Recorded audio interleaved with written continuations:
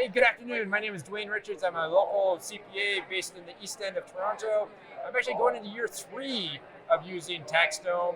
And when I got to the point of having more clients, it was time to have a system to keep track of mainly the magic word was workflow, systemizing and just knowing who my clients are and be able to tag.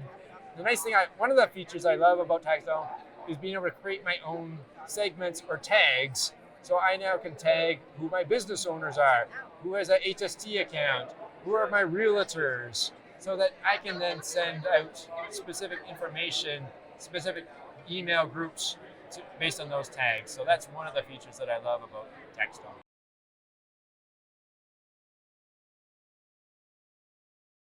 Initial onboarding was good. It's been good to be reminded that there's we can tap back into it. There's the academy's growing. I actually was in there and potentially applying to be something more. Consultant. Just to say, why not? I was just in a partnering workshop about, hey, like, there's benefits to partnering with technology companies.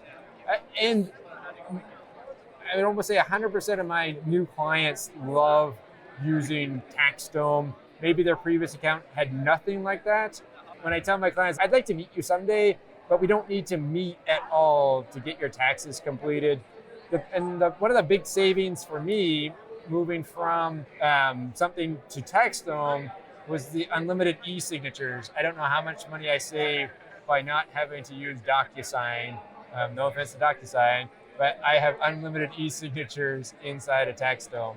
It's a huge savings and simplifier for my business. Yeah, I think it's coming, which is the SMS or WhatsApp integration. It's figuring out how our clients like to be best communicated with. So email, yes.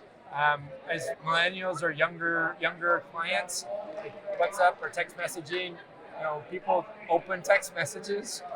Maybe they don't open all the emails.